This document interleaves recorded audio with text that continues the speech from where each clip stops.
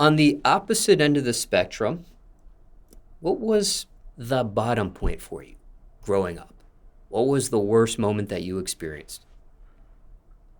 Uh, the worst moment I probably experienced was when my dad got arrested, probably. Facts. Because I was fresh moving back with him and trying to build a relationship with him at the time.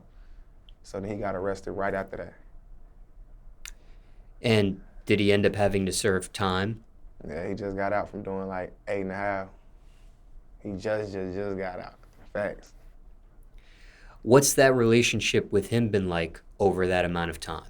While he was in or while he got out? While he was in, while he just got out? Because initially you move to build that relationship with him, and then that happened. So what was that relationship like after that had happened?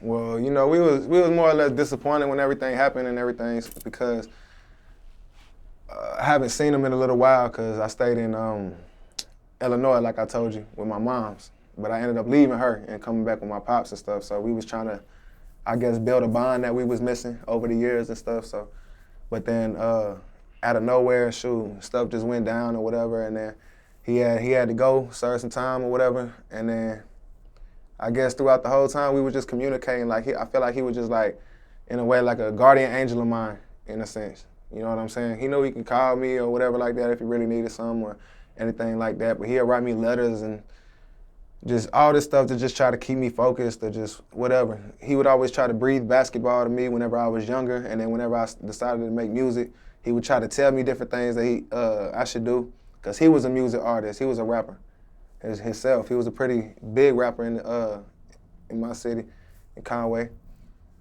You know, so our relationship was always just like, he give me advice, bro. He like always over my shoulder. Still to this day, he still try to just breathe in my ear.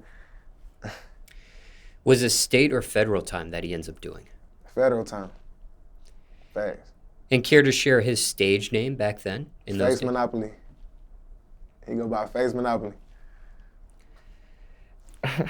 Now, aside from communication via writing, as you've already described, would there actually be physical visits with him?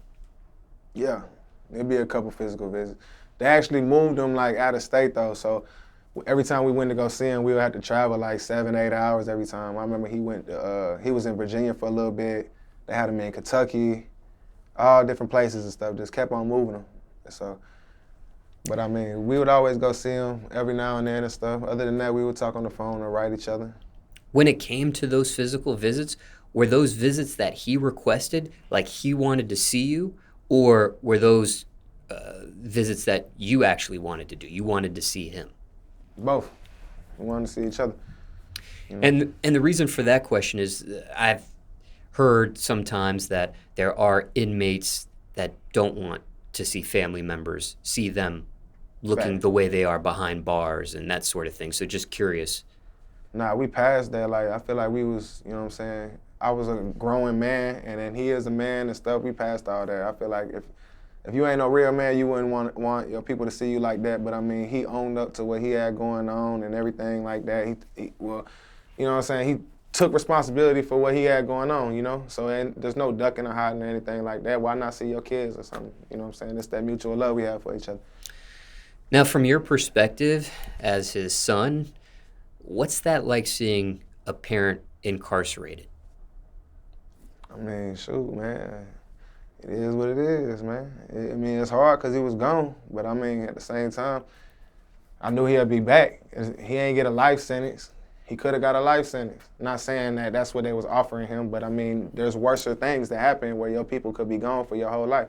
He back, so I mean, hey, ain't nothing wrong with it, shoot.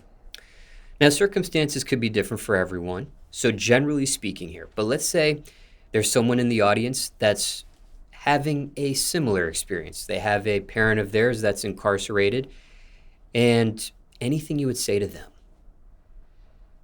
I would say make sure that they know that you care about them.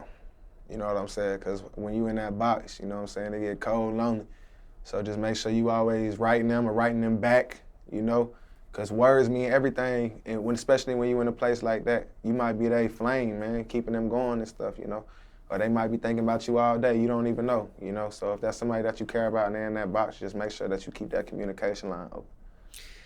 Anything else to someone in the audience going through something similar? Parent incarcerated. Hold them down, that's all. Just hold them down. Yeah. Now, what about actually visiting physically their parent while incarcerated? Anything you would say advice-wise on that end? Again, circumstances could be different for everyone, so generally speaking here. Maybe their first visit, their first time visiting a parent incarcerated physically. If they gone for a while, I would say don't make the first time like a you thing, because they know what they did. You know what I'm saying? They facing it too. They thinking about it. They thinking about how they gonna leave you for a while. I would say, you know what I'm saying, get all your questions answered, but in due time, you know what I'm saying, they're gonna unfold and they're gonna unveil themselves. I would say just don't make them feel worse than what they already feeling. That's all I could really say. Go there and spend your time with your people and then just show them that you love and care about them, because that's what matters the most, especially in this day and age. And speaking of your father, who was a rapper at one point in his life, is he still active with that at all? Man, his dad just told me to send him a song that I made the other day. He made me extend the beat on it. He want to get on it. So, I mean, yeah, I guess he going to get back in the studio and stuff like that. My daddy really, he was a real rapper now. My daddy got songs with Gucci Mane, Shawty Low, Yo Gotti. He one of probably the only rappers in the world that got Yo Gotti and Gucci Mane on the same mixtape. Like, that shit right there is different. But he had to put it all down. Now, when it comes to your father, who's still in music somewhat, was there ever a thought on incorporating him in your career in an employee circumstance? So, for example, you've already mentioned that he does provide advice and things of that nature already. But, you know, sometimes people will include family members in their entourage, Right. a formal position like manager, DJ, security, things of that nature. Has that ever been a thought, or is it just more or less just words of wisdom from afar?